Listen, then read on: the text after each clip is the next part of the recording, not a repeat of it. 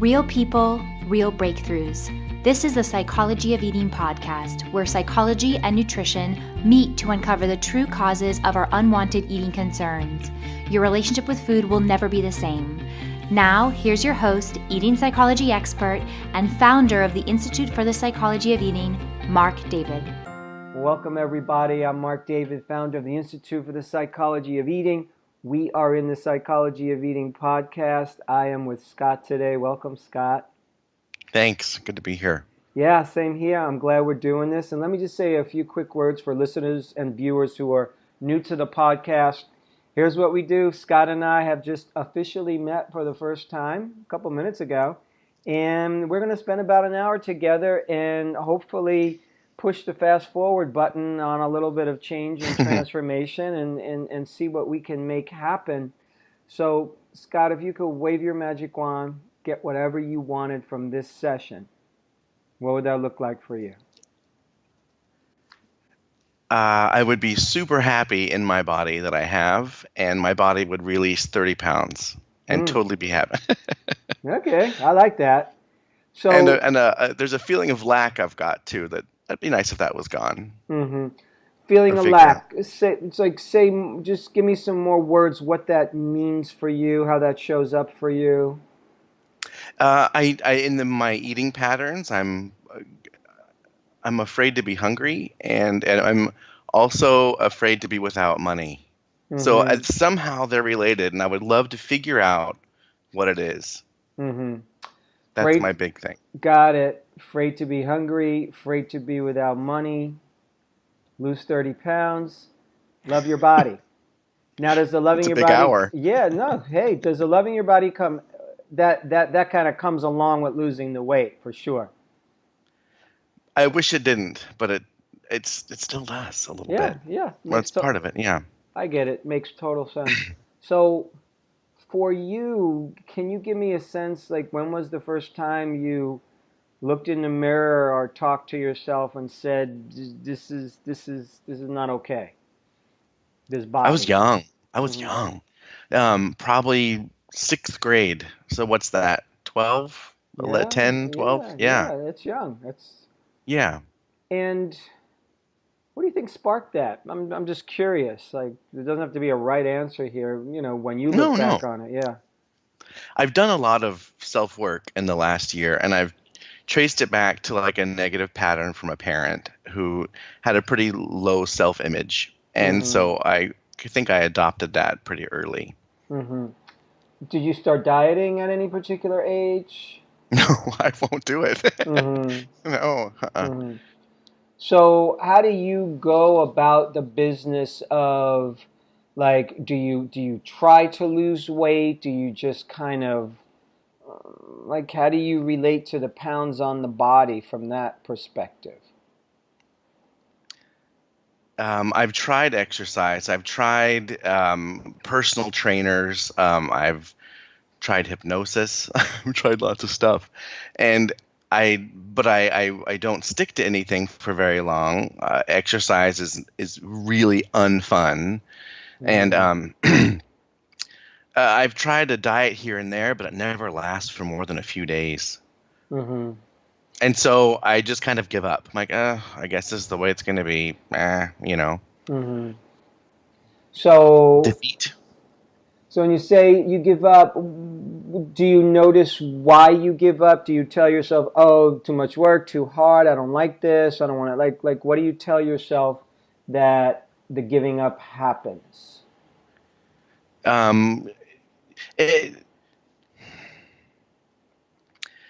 It is. It's like, oh, this sucks. I don't like this. I can't eat like this forever. This isn't sustainable. I don't like. I like meat. I like bacon. I like fatty stuff. I love food. I love life. I love stuff, and so to restrict myself, I start to rebel, and I really notice it, and I'm like, oh well, whatever. That's more of who I am than this weight. So I'll just, I'll go eat something that I know I shouldn't, or that, is not on the, not diet, but eating healthy of the week thing. Sure. And that was a while ago. I haven't done that for a long time. Mm-hmm. So, how do you imagine, like, when you think to yourself, okay, I've lost 30 pounds and I'm loving my body, like, how is your life different? Do you start to imagine a different you, a different experience, a different expression? Like, what do you think is going to look different? It's probably as simple as just a lack of self-judgment in that, um, and a confidence that I could Mm-hmm. walk around and I don't know. I lost my hair. That was the last pretty thing I had on my head. Mm-hmm. So I think like so. Let's see. How would that be? I would overall confident and happier. Mm-hmm. Is that a Yeah, yeah. Now, but let's just break this down even a little more. So when okay? you say so I think I know what confident means, but sometimes we just have a different definitions of Yeah. things. So what would confidence mean to you? Confidence in what? Like how would that show up? What I situations? Yeah, I guess not worrying about what people thought of me as I walked down the street, Mm-hmm. and I guess projecting my judgment on them of me. Um, um, Feeling like I could do anything. Feeling like you could do anything, feeling like you're not beholden to people's judgments, and you're just like cool with who you are. It's like, hey, this is Yeah. me. It's pretty good. Well said. Yes, that's what. Yes. Okay. Have you ever had that experience? Maybe accidentally, maybe, I don't know, because you woke up on the good side of the bed. Do you recall like having a time, a day, moments like that? Accidentally. Yeah, Yeah? I've had it, and it Mm-hmm. feels good. Uh-huh. It feels good to walk down the street, and not in an arrogant sort of way in the slightest, but and just a really, I deserve to be here. I'm good. Mm-hmm. You can't touch me today. Mm-hmm. Kind of air. Yeah. Yeah. How long did that last for you when you felt it? About an hour. Uh-huh. No, it's usually come after big milestones, graduation, landing of a good job, that sort of thing. Mm-hmm. Yeah, so it almost sounds like there's such a sense of accomplishment. I'm proud of myself. I earned something that it just kind of that takes over and that gets louder than you're no good, you're not enough, all that kind of nonsense. Sure, great. Yeah, absolutely. That Yeah, resonates. yeah, okay, okay. I think I'm getting the picture. Um, how old are you? 37. 37. Are you in a relationship? I am. Yeah, I have a great partner. How long? 2.5 years. Mm-hmm. Do you have Yeah. a vision for what you wanted to be, where you wanted to go? We just got engaged, Mm-hmm. and we're moving down that track. Got it. It's a this is he's going to be around for a while. Mm-hmm. So, how does he feel about your body? How does he feel about it? Mm-hmm. He likes it. It's Uh-huh. okay. Huh. But he sees how I feel, and that makes him empathetic. Mm-hmm. But he's not. So what I think I'm getting. Correct me if I'm wrong. Is he's not standing around going, Scott, man, you gotta lose this weight, otherwise. Oh God, no, no, not at all. No. Uh-huh. Uh-huh. Um, how do you reconcile that in your own mind? Like what? Like he's cool, and you're I know. not. Like what do you do with that when that comes up? I'm I just don't. yeah. Sure. Yeah. Yeah. I don't get it. I'm like, how can you not see all these flaws? How can you not see everything wrong? Mm-hmm. Like, are you blind? Yeah. But and then I'm also really appreciative for his love and support Mm-hmm. because he gives me more than I could give myself, and that's really, really nice. Mm-hmm. So you mentioned earlier before that you've done some work on yourself, and when I asked you, like why do you think this whole thing kind of started, where I don't like my body, and you mentioned one of your parents, negative messages. Was that your mom, dad, That was mom. mom? Is she Yeah, still alive? she is. Are you guys God bless her. close? Yeah. Uh, Not as close. No, Mm-hmm. we're close. We're superficially close. Yeah. Mm-hmm. What's your biggest complaint about your mom? With that, Yeah, no, no, oh, no, I no, miss no, her. no. What's your Yeah. biggest complaint about your mom? Like, okay, let's try it like this. I would probably be much closer to my mom if. Ah, it's delicate.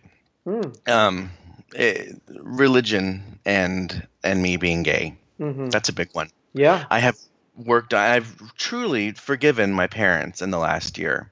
And Mm-hmm. that has been the biggest weight off my shoulders, but now it's kind of like a sense of loss, and I miss them very much. Mm-hmm.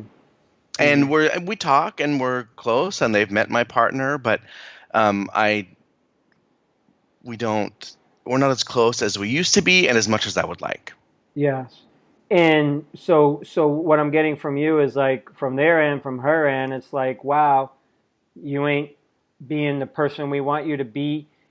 You're gay. Here's what you're doing with religion, and that kind of puts up a little barrier for them. Is that correct? Am I getting that Yeah, right? Yeah. yeah, and more of anything, they don't know how to handle it and how to assimilate that into their religion, because they're being told this is wrong, and I'm saying I'm your child, I love you. So they haven't put it together yet. Yeah. Wow. That's intense. It's a lot. It's been a Yeah. lot. Yeah. Yeah. Yeah. Um, where do you think it's going to go with them? I don't know. They've made huge leaps and bounds in the last few years, but I don't know. I would love it if we could be closer, but now I've moved and I live a state away from them. And it's really difficult to go see them between my job, and they're getting older and they don't travel as much, and so it's a holiday relationship now. Mm-hmm. So I don't know how it could go any closer. Uh-huh. Do you have brothers and sisters? One brother, one sister. Yeah. Uh-huh. Where are you in the birth order? I'm the youngest by 10 years. Mm-hmm. Oops. And how does your brother and sister get along with your parents? Uh, Much better than I do. Mm-hmm. And it's not that we don't get along. There's a deep love between all Yeah. of us. Yeah. I've had to separate. That's what my thing. And they are both very religious also, and eh, they get along better than I do Got it. Got in it. that Got it. respect. Yeah. Mm-hmm. And do you ever think to yourself, God, if I could only do this, then I think I'd get where I want to go when it comes to my body, when it comes to my weight. Do you have any things you tell yourself? If I just did this, or if I just did that. No, not anymore. I used to. Mm-hmm. And I've had a huge internal shift in the last year, a really beautiful shift as far as more self love, more self forgiveness, that sort of thing. And I've had the internal shift, and now I'm kind of getting impatient for the external shift. So I'm like, well, Yeah. I'm like, okay, I did the work. It's time. Yeah. Got it. Got So it. so maybe I'm waiting for, if there was just one more breakthrough, there's just one more thing I'm missing, and then it would happen. Mm-hmm. Yeah. Okay. Do you weigh yourself? No. Mm-mm. Uh-huh. So, do you have a rough sense of when might be the last time in your life, if at any point, that you were at what you would now consider your ideal weight? I, I mean, I didn't think it was the ideal way at the time, but Uh-huh. yeah, about 15 years ago, I was 25 pounds lighter. I'd Uh-huh. love to be there right now. Yeah. Uh-huh. So 15 years ago, you were 25 pounds lighter, but you didn't really feel like, yes, I'm there. No, because that was the most I'd ever weighed. Yeah. Got it. But it's so at this point, you're like, wow, sure, I would love to be back where I was then. Wouldn't that be nice? Yeah. Got it. Okay. Okay. Okay. I think I'm getting the picture. Tell me how old your parents are. 72 and 73. It's tough when parents get old. It's hard. It's Yeah. hard. It's hard. It's hard. It's hard. It's hard. It's a big transition. Um, your future. Where do you want to be 20 years from now? Oh man.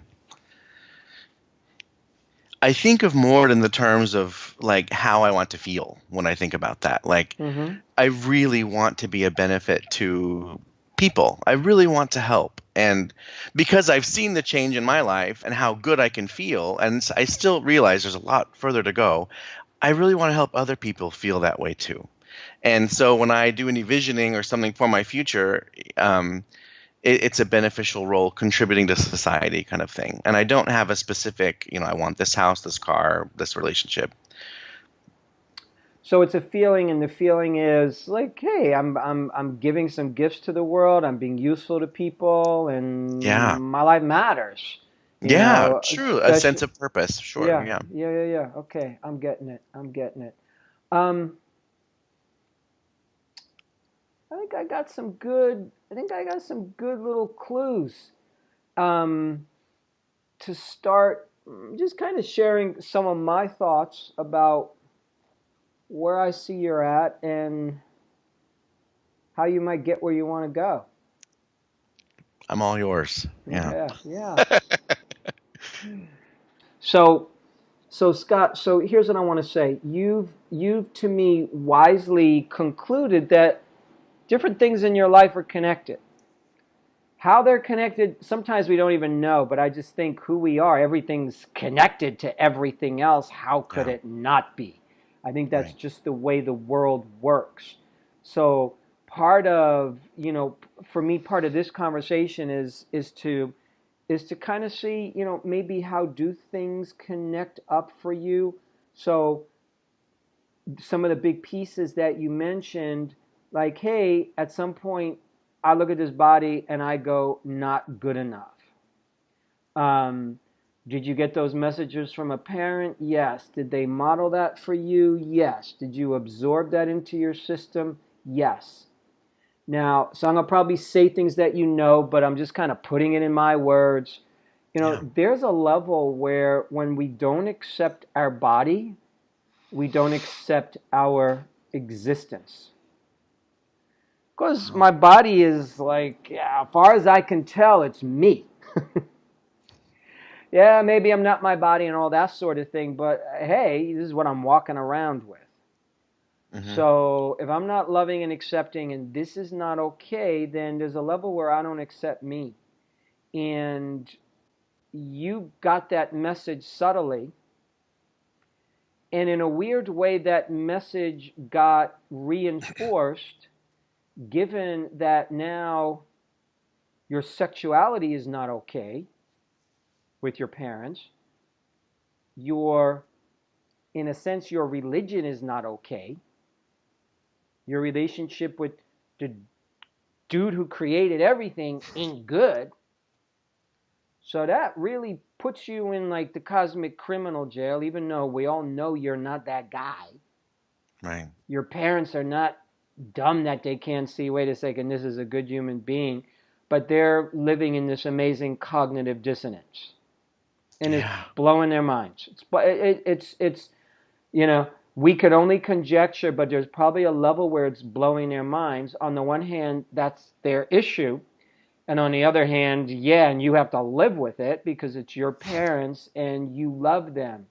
So all I'm trying to say is I'm drawing a connection between just the big conundrum of you getting this message from a lot of fronts over the years, kind of cumulative. Your sexual orientation is not okay, your body is not okay, which means your existence is not okay, your religion is not okay, which almost kind of questions your position even in the family is not okay, you Oh, know? yeah. Yeah.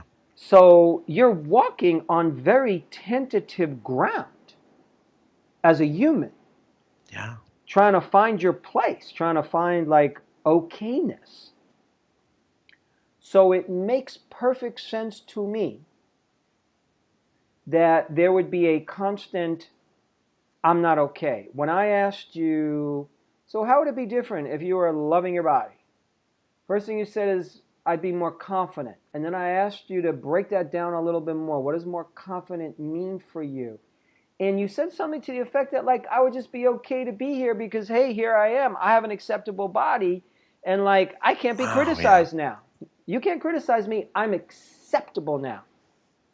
So what happens is the mind is very clever. The mind is very symbolic. We look for ways to symbolically be okay. I might turn to food to symbolically feel comfortable. I might turn to, I don't know, being by the ocean to symbolically feel connected to my emotions, whatever. The mind is metaphoric. So we conclude that if I had the right body, because that's controllable on a certain level, we think it is. Well, if I could just diet, if I could exercise, and even though you don't like the exercise and you don't like the dieting, you still know because you're a human on planet Earth. Oh yeah, right, that's how you change stuff. You diet and you exercise, and I know my body can change because other people's bodies change. So if this body changes, then I become acceptable, and then I have a right to be here. So what I'm saying is you having a certain body is completely tied up in you finally being an acceptable human being. It puts a lot of freaking pressure on you having the right body, because that right body is going to make up for being not the right religious orientation, not the right sexual orientation, not exactly the right son that we wanted.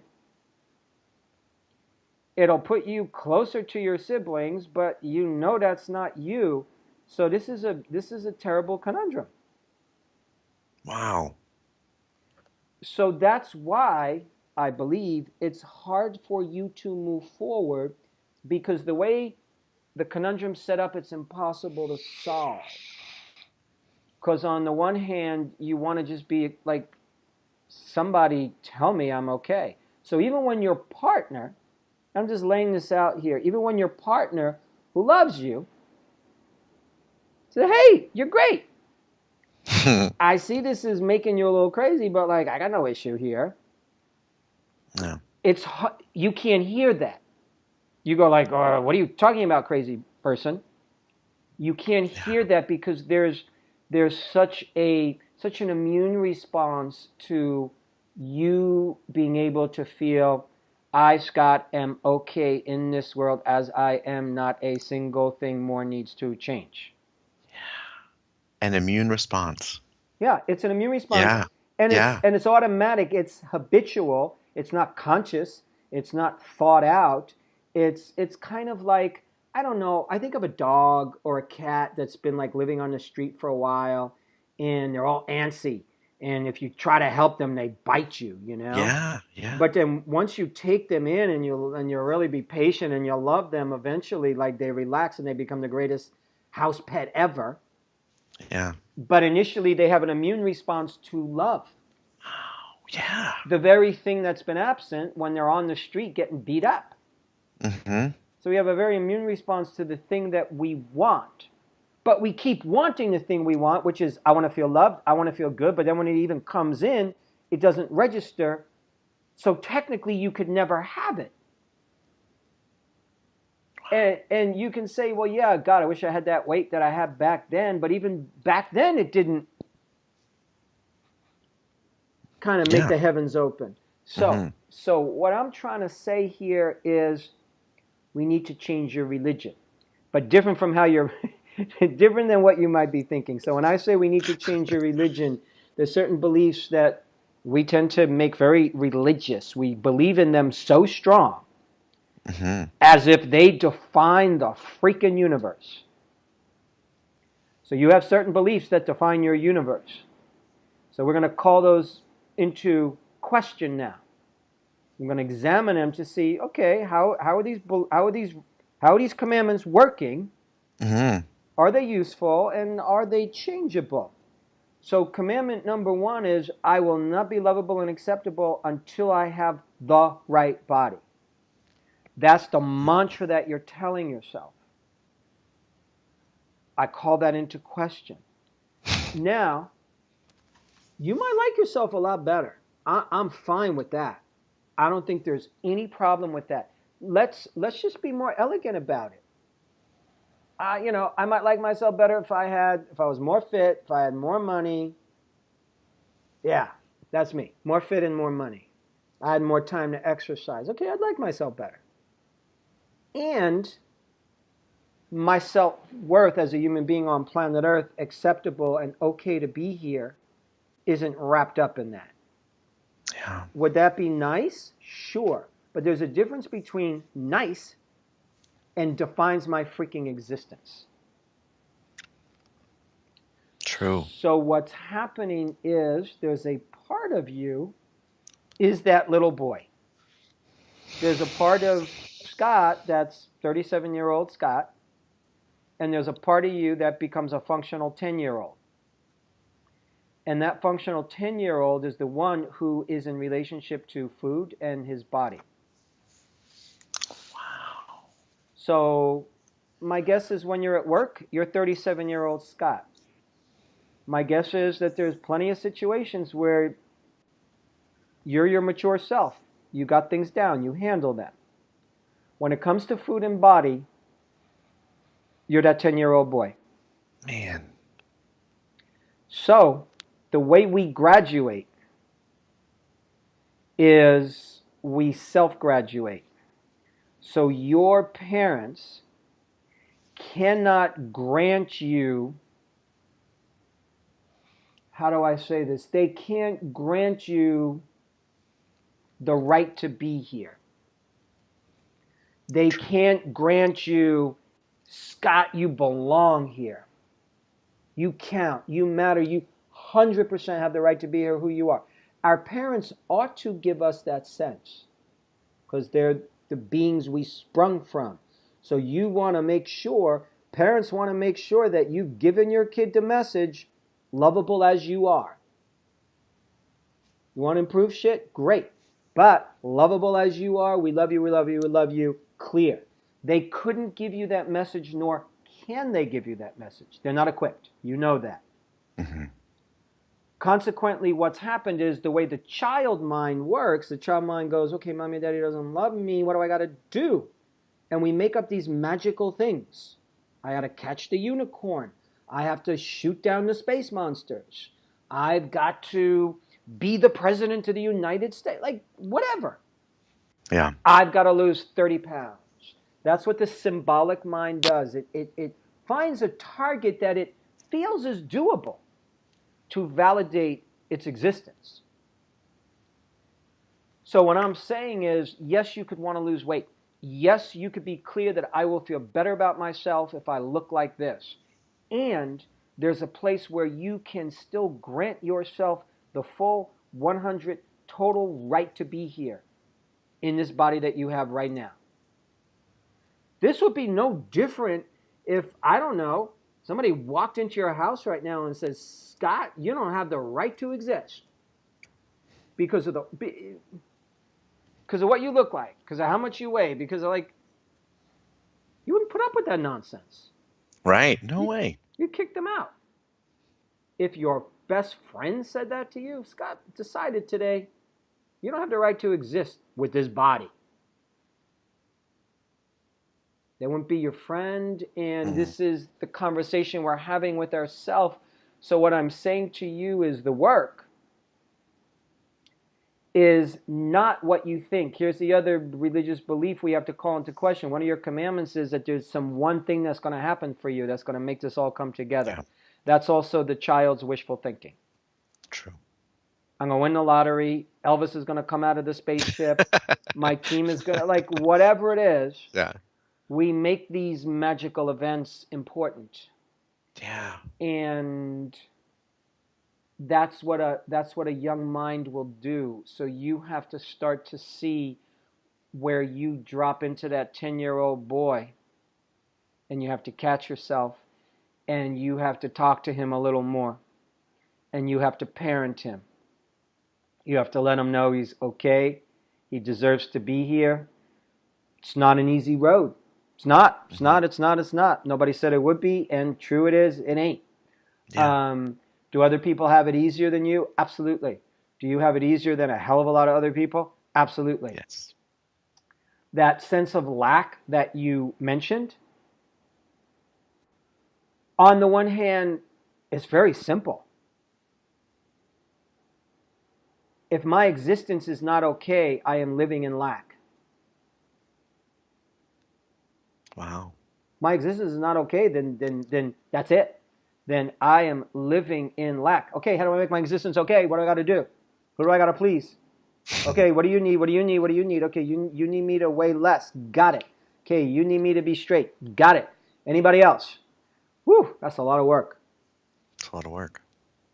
So nobody else can grant you that right to exist but you. We wanted your parents to be able to do that, as we want that for all young children, because that helps us get the messages that we need at the key parts of our life so we can step into the world with more and more confidence. You use that word as well. So you said, when I get where I want to go and I have the body I want, I'm going to be more confident. I could just walk down the street and feel okay. So I agree, you are hungry for that experience because you've wisely articulated that confidence is an outgrowth of our right to be here. If you don't have a right to be here, you ain't going to be confident. You're going to be the opposite. Mm-hmm. And it's always going to be, what do I need to do to earn that confidence? But you've already decided what that is, because that's what the world teaches us. Oh, you just got to have the right body. That'll make me have the right to be here, which is, of course, silly, because there's plenty of people out there who have the right body and they're miserable, they're suicidal. Oh, yeah, totally. Yeah. So that doesn't grant us anything. So the adult in you needs to notice when that 10-year-old boy kind of takes over the whole show, which is often for you, which is a lot. Mm-hmm. So you got to catch yourself.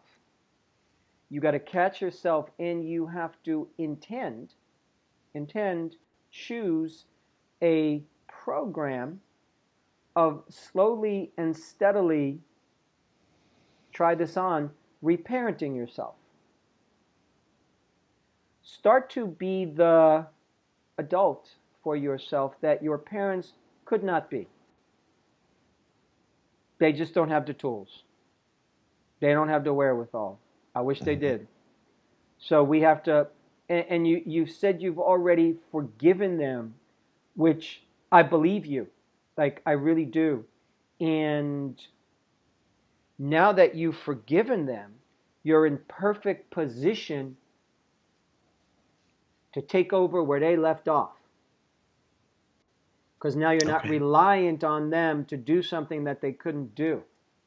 I meet people in their 70s who are still mad at their parents from like age 13.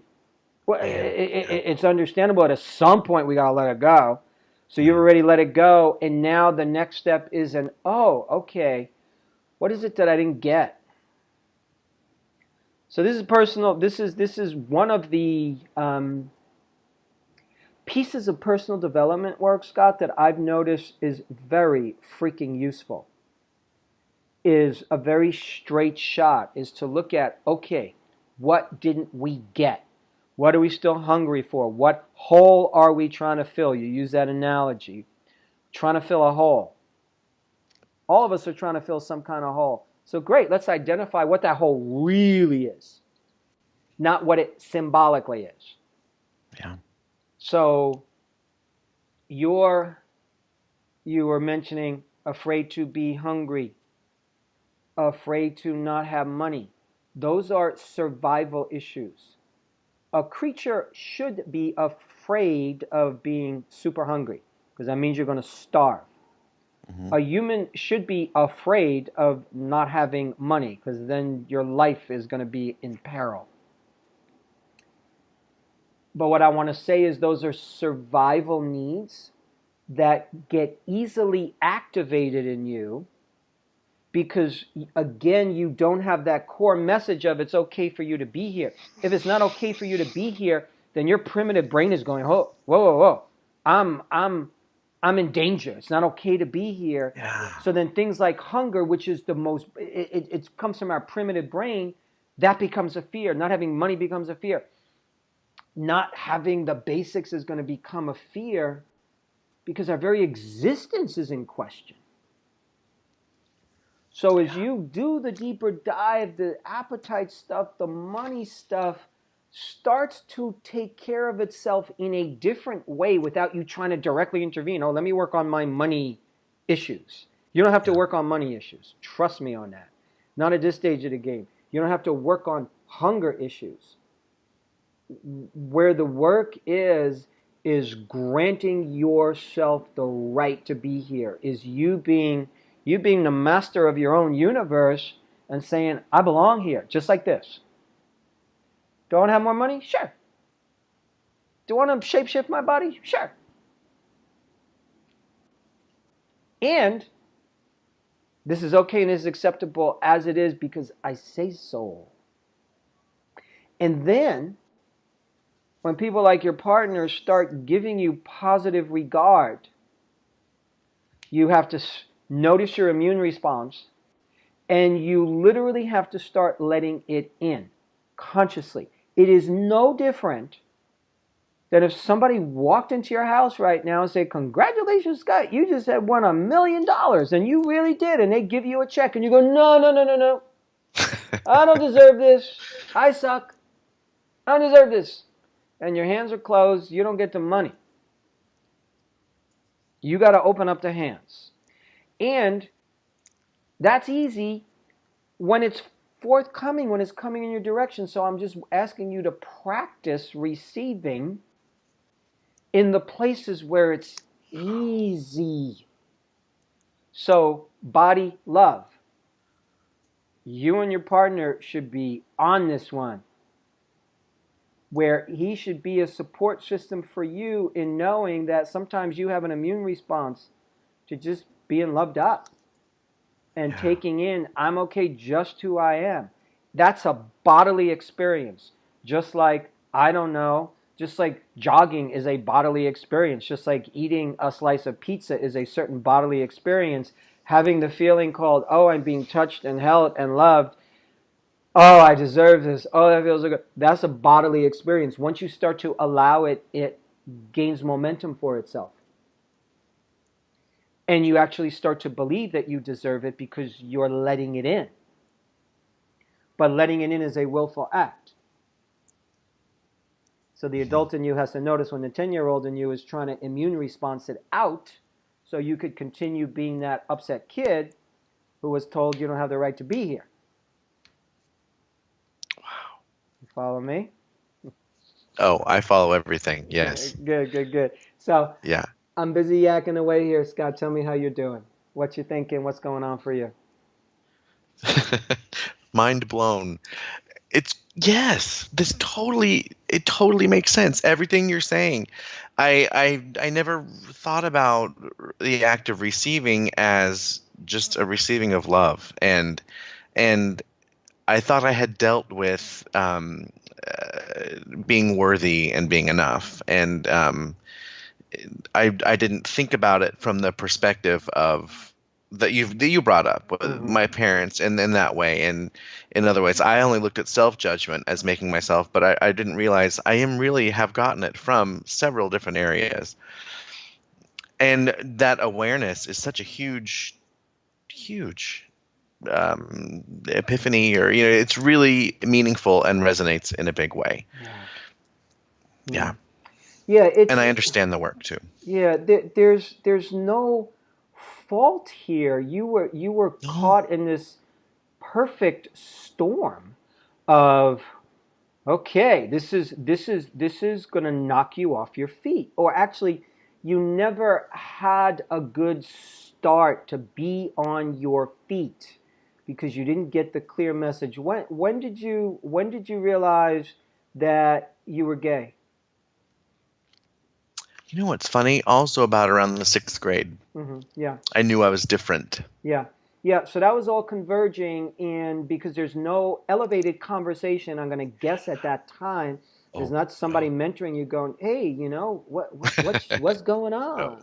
No. So that is a terrifying. Even if you were straight, sexuality is still terrifying when we're young. It doesn't matter. It's terrifying because we don't know what the hell we're doing or what it's about. And we're taught nonsense by the world, So you had a lot of unknowns, and there's no fault in there. There's no blame, particularly no fault or blame of self. You have to understand this is a co-creation, you know, Oh yeah, yeah. with the world. So it's you learning how to course correct a challenging existence Hmm. and how to course correct so you can make it better.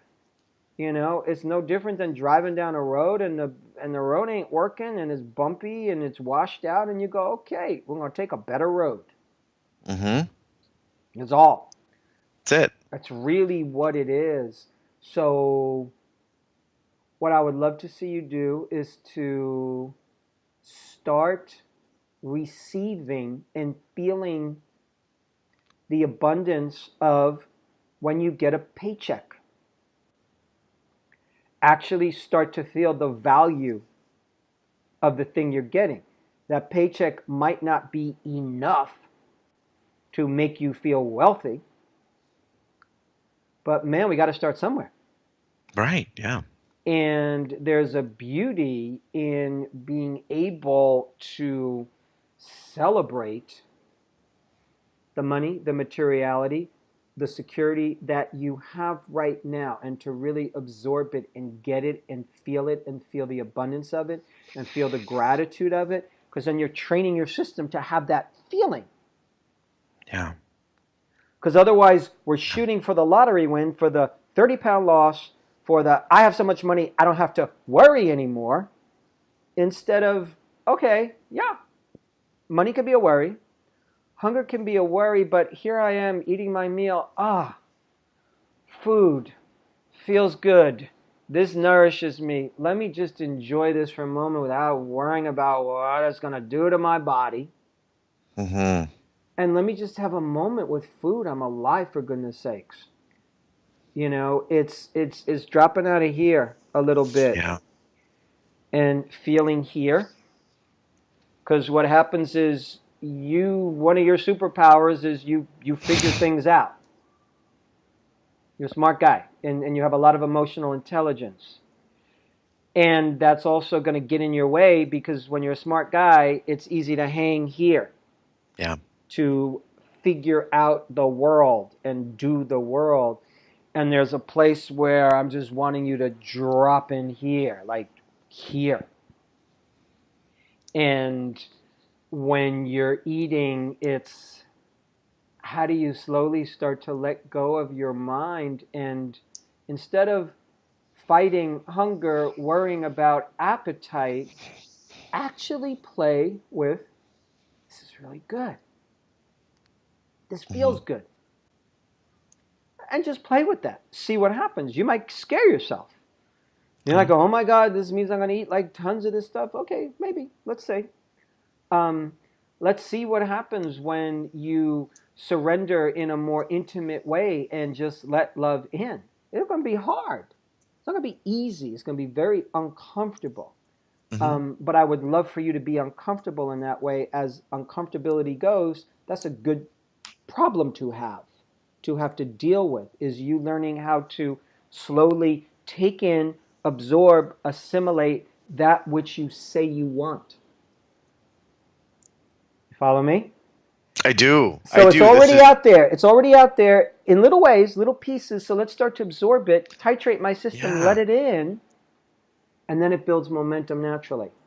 Man, really good stuff. Mm-hmm. Mm-hmm. It really resonates. That makes sense Mm-hmm. in a big way. Yeah. And at some point, the weight loss conversation, the actual physical weight loss conversation, can have more gravitas to it. It can have more impact because you will be owning your body more. You will be in your body more. You will be circulating more with the environment, with yourself. And then it will be more natural for you to shapeshift your body as opposed to right now. You're trying to shapeshift your body so I could be acceptable, so I could be lovable finally, and it's going to do all these, too much pressure. It doesn't, God, it can't happen. I know better than that too. Right, and the universe won't let us cheat. That's a cheat, and the universe isn't going to let us get to Yeah. the top of the mountain by taking a helicopter. You know, Right. we're going to have to make the trek. Yeah. So, Yeah. and I think you've got all the tools, and I think you're set up, and I think you have a lot of already existing knowledge, wisdom, background. You're in a loving relationship. You've done work on yourself. Let go of the fact that, okay, I've done the inner work, now I'm ready for the outer work. Let's be a beginner again. Okay. I can do that. Yeah, let's just be a beginner again, and it can be a very sweet exploration for you because it's independent of parents now. It's independent of you having to change your body, and it's all about absorbing all the goodies now. Starting There's a to lot of goodies. There's a lot of goodies. There's a lot of goodies. Yeah, yeah. Cool. Hmm. Thank you. Yeah. And I know sometimes it's not sometimes, probably all the time, this stuff is easier said than done, and it's true. Of course. Anything's Yeah. easier said than done. Yeah. But I'm feeling like you're getting that there's a different road you can take here to get where you want to go. Oh, absolutely. Yeah. There's so many ways that I'm blessed and loved and accepted, and Mhm. that's where my attention should go, and that's where it will go. Bingo. You got it. Yeah. Bingo. Yeah. Great Cool. work, my friend. Good for you. Thank you, Mark. Yeah. Thank you so much. Thank you. Yeah. This has been such a great conversation. You've been so willing, and it's so, for me, it's so beautiful to watch. You know, you've already put so much thoughtfulness and so much effort into the places where I think the thoughtfulness and effort ought to go. You know, it's in, you know, terms of being able to forgive your parents, still loving them, understanding where they're coming from, despite the fact, that they could be a lot better on, you know, in the scheme of Yeah. things, you know, but you understand them. You actually understand them, and that's just a beautiful thing. It really is. So I'm happy for you, and I'm confident for you. I really am, that you can really get where you want to go. Hmm. And you just have to be willing at this point to let it be a natural process, to let it be gradual. Hmm. Oh, of course. Yeah. Because you've gotten to this point, and it'll also be interesting for you, I think. How do I want to say this? I would be real interested for you to look back on your life story. Maybe if you journal, or just, you know, doing this while you're just kind of meditating, lying in bed, however you do it, look back on your life journey and see what would happen if you just started framing everything in the positive, and how this was meant to help you grow, how this was meant to help you become a stronger human, how this was meant to help you own you and who you are even more. Because it kind of feels to me like if we put your life on the movie screen, it's a story about you being able to just own and celebrate and be freaking comfortable with, this is me. This is Yeah. me. Yeah. Journaling sounds good. I've done part of that with other parts of my life, but I'm excited to try it, and with the just me and owning it. Yeah. Yes. I will do that. All right. Scott, thanks so much. Great work, my friend. Thank you, Mark. Really, truly, thank you. Yeah. You're welcome. And we get to do a follow-up session a bunch of months from now. Yeah. Great. So somebody on the team will reach out. Thank you once again. Really appreciate it. Yeah. Likewise. Thanks. Enjoy your trip. I shall. And thank you, everybody, for tuning in. Once again, I'm Mark Dave, and on behalf of the Psychology of Eating podcast, take care, everybody. I hope this was helpful. Thanks for listening to the Psychology of Eating podcast. To learn more about the breakthrough body of work we teach here at the Institute for the Psychology of Eating, please sign up for our free video series at ipe.tips. That's I for Institute, P for Psychology, E for Eating.tips, TIPS. You'll learn about the cutting-edge principles of dynamic eating psychology and mind-body nutrition that have helped millions of people forever transform their relationship with food, body, and health.